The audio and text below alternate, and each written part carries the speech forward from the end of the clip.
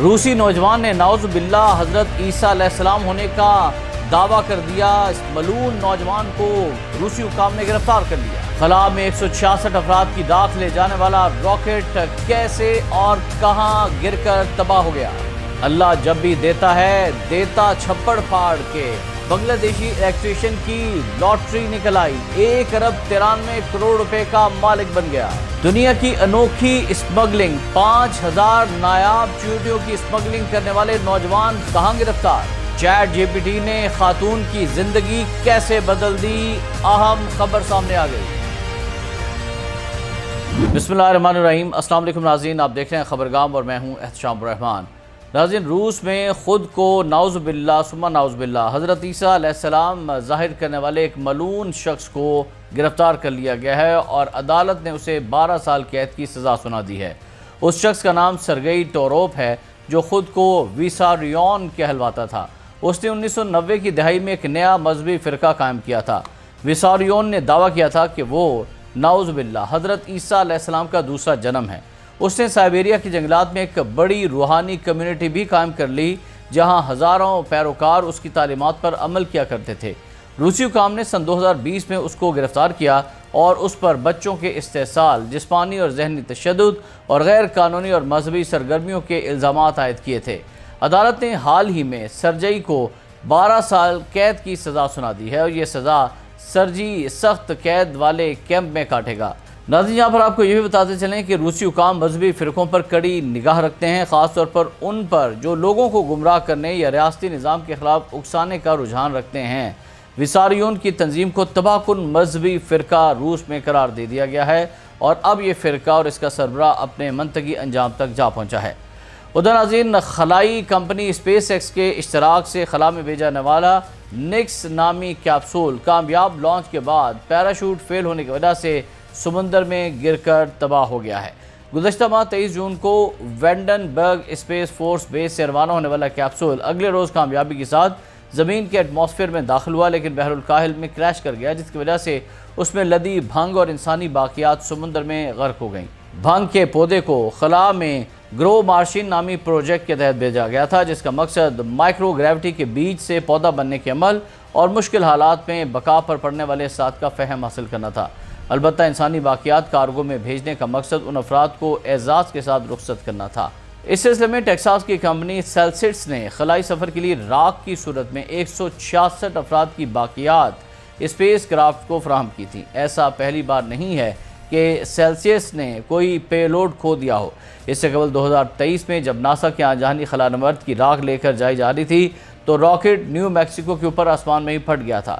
T E سی نے ایک بیان میں اپنے گاہکوں سے معذرت طلب کرتے ہوئے کہا کہ کمپنی ان سب سے معذرت خواہ ہے جنہوں نے ان پر بھروسہ کر کے اپنا پے لوڈ ان کے حوالے کیا۔ بیان میں مزید کہا گیا کہ کمپنی امید کرتی ہے کہ ان افراد کے گھر والے یہ جان کر پرسکون ہو جائیں گے کہ ان کے پیارے اس تاریخی سفر کا حصہ تھے جو خلا میں لانچ ہوا اور زمین کے گرد چکر لگایا اور وہ اب بحر الکاہل کی وسعتوں میں آرام کر رہے ہیں۔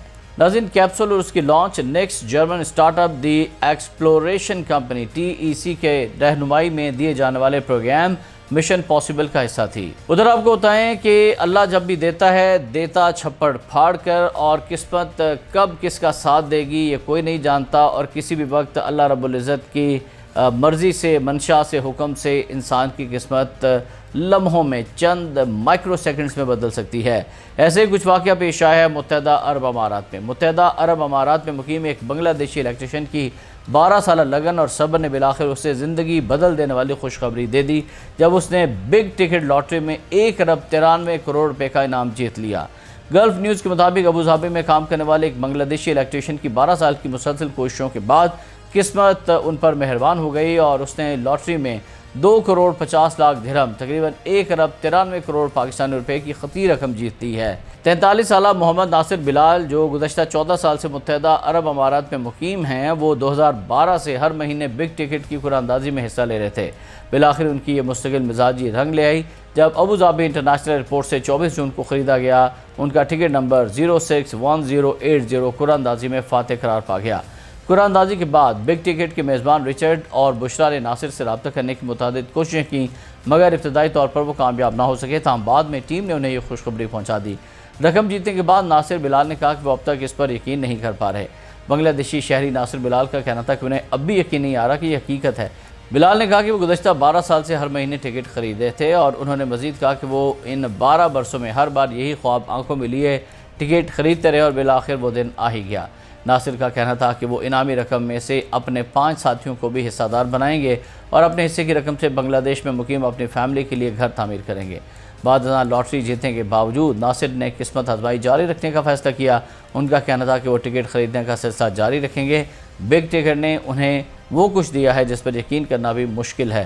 وہ خود کو بے حد خوش نصیب محسوس کر رہے ہیں۔ خوابوں کو حقیقت بنانے میں مدد دینے پر بگ ٹکٹ ٹیم کا تہ دل سے شکر گزار ہوں۔ ناظرین، آخر میں آپ کو بتائیں گے چیونٹیوں کی اسمگلنگ کے حوالے سے تہلکہ خیز انکشافات اور 2 نوجوان اسمگلرز کی گرفتاری کے متعلق کہانی۔ کینیا وائلڈ لائف سروس کے افسران کے لیے اسمگلنگ کے چھاپے کوئی نئی بات نہیں ہے، مگر جب ان افسران نے کینیا کے مغربی علاقے میں واقع گیسٹ ہاؤس پر کارروائی کی تو وہ ایک ایسے معاملے کا سامنا کر رہے تھے جو بیک وقت حیران کن بھی تھا اور منفرد بھی۔ بین الاقوامی ذرائع ابلاغ دی گارجین کے مطابق چھاپے کے دوران وہاں سے 5000 سے زائد زندہ چونٹیاں برآمد ہوئیں، جنہیں انتہائی احتیاط سے ٹیسٹ ٹیوبز اور سرنجز میں بند کر کے محفوظ کیا گیا تھا، اور ہر ٹیوب میں روئی موجود تھی تاکہ چونٹیاں ہفتوں تک زندہ رہ سکیں۔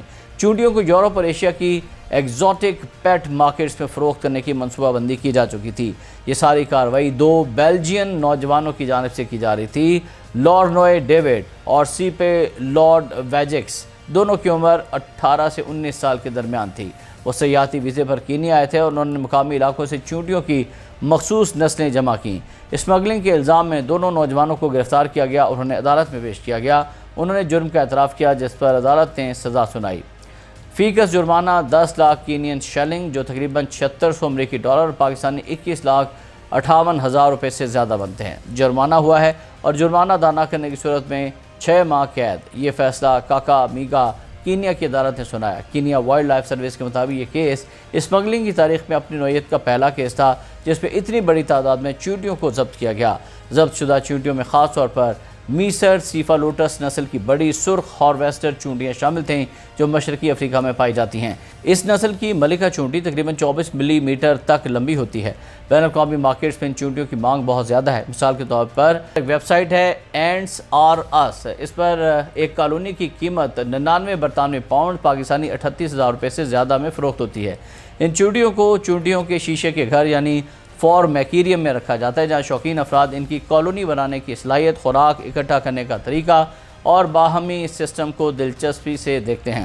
ماہر اشریات ڈائنو مارٹر کے مطابق ہارویسٹر چونٹیاں افریقی سبزہ کی ماحولیاتی بقا کے لیے کلیدی کردار ادا کرتی ہیں، اور یہ گھاس کے بیج جمع کر کے خوراک بناتی ہیں اور کئی بار بیجوں کو راستے میں گرا کر قدرتی پھیلاؤ کا ذریعہ بنتی ہیں۔ ایک بڑی کالونی سالانہ کئی کلو بیج جمع کر سکتی ہے جو نہ صرف زمین کی زرخیزی میں مدد دیتا ہے، آرڈوارک، پینگولن اور دیگر جانوروں کی خوراک بھی بنتی ہے۔ تحقیقی جرنل میں شائع 2023 کی ایک چینی تحقیق میں کہا گیا کہ چونٹیوں کی غیر ملکی منتقلی انہیں انویسیو سپیشیز میں تبدیل کر سکتی ہے، جس سے دوسرے خطوں میں ماحولیاتی تبدیلی یا تباہی ممکن ہے۔ اور آخر میں بات ہو جائے چیٹ جی پی ٹی کی افادیت کی۔ جی ہاں ناظرین، جہاں ایک طرف مصنوعی ذہانت اے آئی دنیا کے مختلف شعبوں میں انقلاب لا رہی ہے، وہیں امریکہ کی ایک 35 سالہ خاتون جینیفر ایلن نے اسے اپنی زندگی بدلنے کا ذریعہ بنا لیا۔ جینیفر جو ڈیلاویئر میں رہائش پذیر ایک ریئل اسٹیٹ ایجنٹ اور کانٹینٹ کریئٹر ہیں، برسوں سے مالی مشکلات کا شکار تھیں، لیکن ایک دن انہوں نے چیٹ جی پی ٹی سے رجوع کیا اور یہی قدم ان کی مالی نجات کا آغاز بن گیا۔ مجھے ہمیشہ پیسے کے معاملے میں مشکلات کا سامنا رہا۔ جینیفر نے نیوز ویک کو بتایا کہ اگرچہ وہ مستقل آمدنی رکھتی تھیں لیکن انہیں مالیاتی شعور یا فائنینشیل لٹریسی کبھی نہیں سکھائی گئی تھی۔ بجٹ بنانا ان کے لیے ایک اجنبی عمل تھا اور وہ یہ سمجھتی تھی کہ بس محنت سے کام کرتی رہیں گی تو سب کچھ سنبھل جائے گا، مگر زندگی ہمیشہ ایسی نہیں چلتی۔ ناظرین، اپنی بیٹی کی پیدائش کے بعد جینیفر جذباتی طور پر ٹوٹ گئیں اور اپنے اخراجات کو پورا کرنے کے لیے کریڈٹ کارڈز کا سہارا لینا شروع کیا۔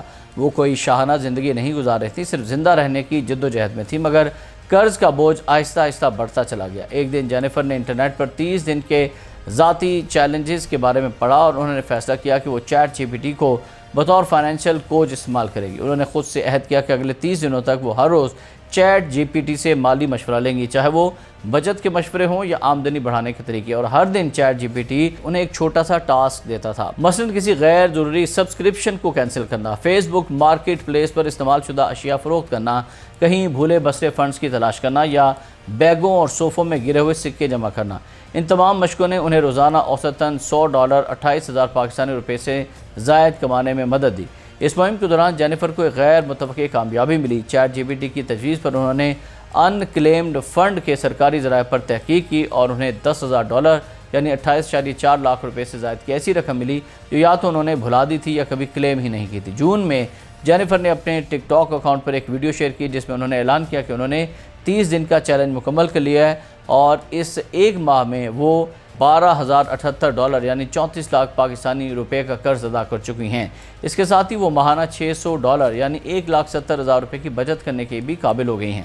جینیفر کے مطابق یہ سب کسی بڑے مالیاتی جادو کا نتیجہ نہیں تھا، بلکہ روزانہ اس چیلنج کا سامنا کرنے، اپنی مالی صورتحال کو دیکھنے اور اس پر گفتگو کرنے کا عمل تھا جس نے انہیں تبدیل کر دیا۔ جینیفر کہتی ہیں کہ ان کے لیے چیٹ جی پی ٹی ایک ایسا ساتھی تھا جو بغیر کسی تنقید کے انہیں روزانہ ایک نیا قدم اٹھانے کا مشورہ دیتا، اور ٹک ٹاک پر ان کی کمیونٹی انہیں ہر دن اگلے ٹاسک کے انتظار میں متحرک رکھتی۔ اگر ہم ٹیکنالوجی کو مثبت انداز میں استعمال کریں تو یہ ہمارے سب سے بڑے چیلنجز کو آسان بھی بنا سکتی ہے۔ چیٹ جی پی ٹی جیسا ٹول صرف ایک روبوٹک چیٹ بورڈ نہیں بلکہ صحیح سمت میں رہنمائی کرنے والا ایک ذاتی کوچ بھی بن سکتا ہے، بشرطیہ یہ کہ ہم خود عمل کا ارادہ کر لیں۔ ناظرین، آج کی اس ویلاگ سے فی الوقت اتنا ہی۔ احتشام الرحمان کو اجازت دیجیے گا۔ اللہ حافظ۔